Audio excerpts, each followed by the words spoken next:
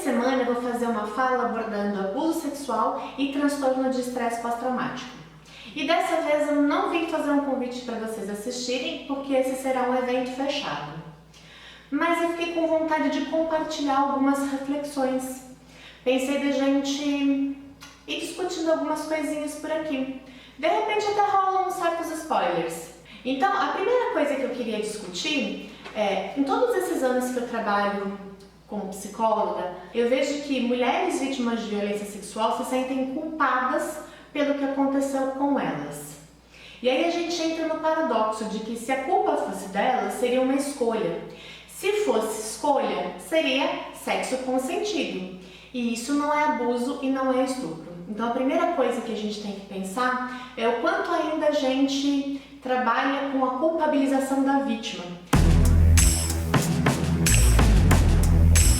Por que as mulheres ainda se culpam por sofrerem violência? Eu estou falando das mulheres porque, de acordo com os estudos, 1 a cada 4 mulheres passa por uma violência sexual. Mas eu fico me questionando, e quero que vocês pensem junto comigo, cadê essas 3 mulheres dentre essas 4, né? A cada 4 mulheres, 1 passa por violência sexual, então a cada 4 mulheres, 3 não passam por abuso sexual. E quando eu vejo esse dado, eu fico pensando assim, quem são essas 3 mulheres que não passaram por alguma situação de abuso sexual no decorrer da vida?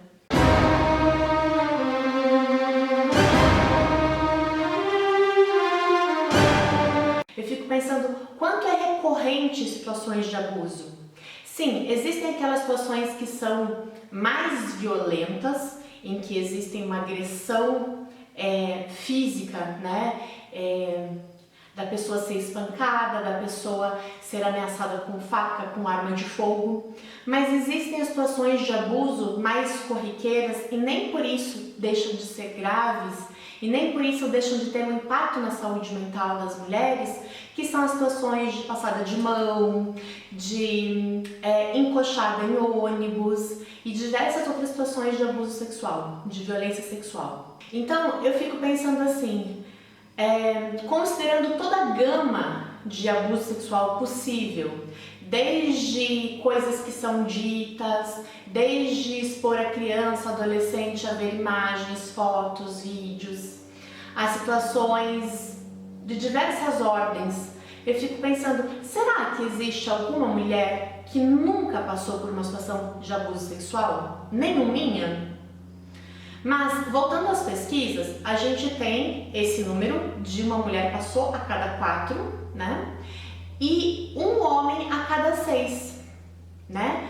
Então, também é um número muito grande e também é um número que eu questiono se não é muito maior. Porque se já é tão difícil para uma mulher fazer uma denúncia, relatar que sofreu um abuso sexual, para o homem, na nossa cultura, ainda é pior. Por quê? Por conta da masculinidade tóxica, por conta do machismo, que passa a questionar a masculinidade de um homem se ele passou por uma situação de abuso sexual.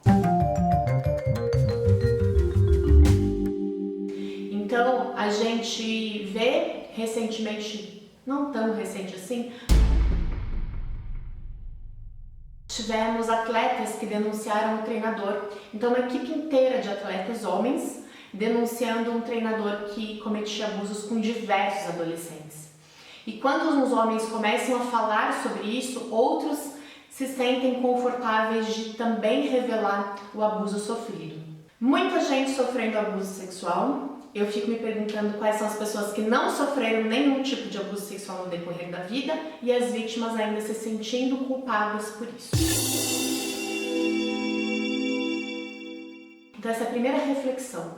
Por que as vítimas se sentem culpadas? E existem algumas questões que a gente pode discutir. Por exemplo, a questão histórica. Mas vou deixar isso para a gente explorar mais para frente. Outro ponto que eu queria começar uma conversa é por que acontecem tantos casos? Por que é tão comum, é tão frequente o número de abuso sexual? Também existe razão, a gente também vê na história, sobre o abuso sexual, por que isso acontece dessa forma e continua acontecendo. E aí a gente tem muito claro que a culpa não é da vítima, mas a gente percebe através dos estudos que as crianças e os adolescentes não têm sido preparados para prevenir o abuso sexual. Nós adultos falhamos gravemente em preparar as crianças e até os adolescentes e até alguns adultos não sabem como se proteger, como evitar o abuso sexual. E veja, não é responsabilidade da vítima evitar, eu não estou dizendo isso, mas estou dizendo que a gente pode aprender alguns comportamentos que nos deixam menos vulneráveis. E isso a gente precisa poder falar.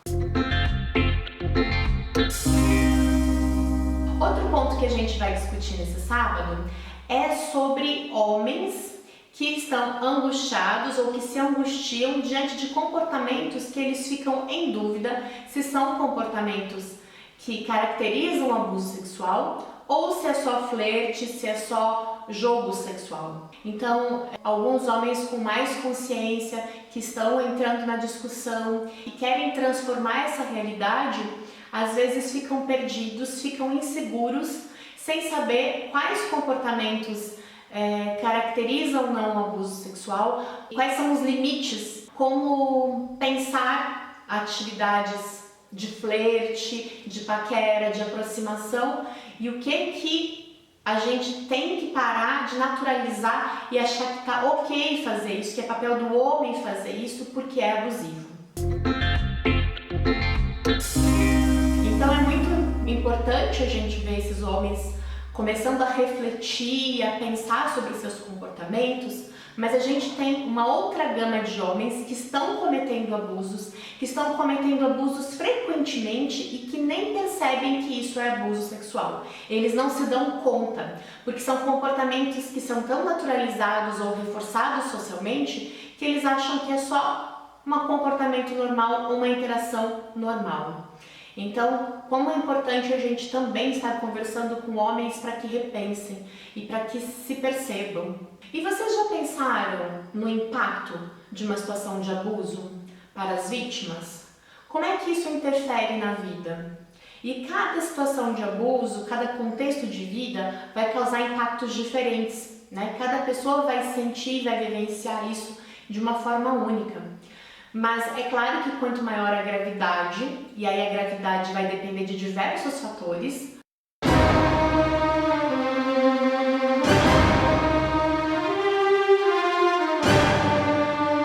maior é o impacto psicológico, né?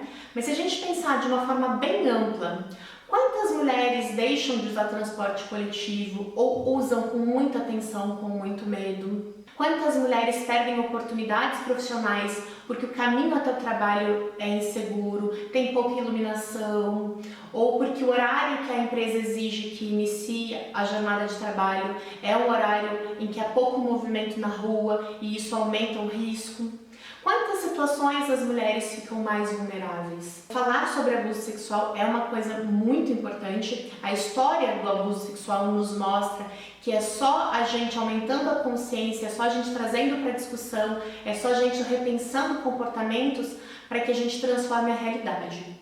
Para vocês terem uma ideia, quando se começou a falar sobre abuso sexual, sobre violência sexual, não se entendia a violência sexual contra a mulher. Né? A violência sexual começou a ser entendida como um crime porque ela era um crime contra a família, porque a violência sexual podia repercutir numa gravidez e aí essa mulher teria filhos ilegítimos.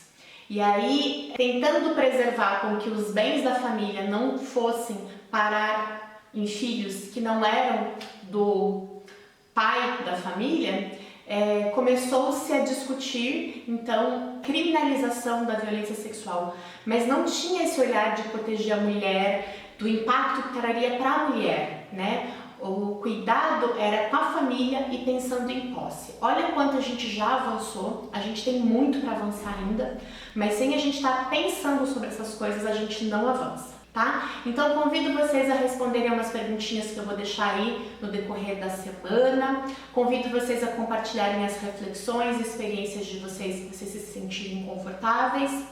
E vamos transformar essa realidade juntos? Um abraço e até a próxima!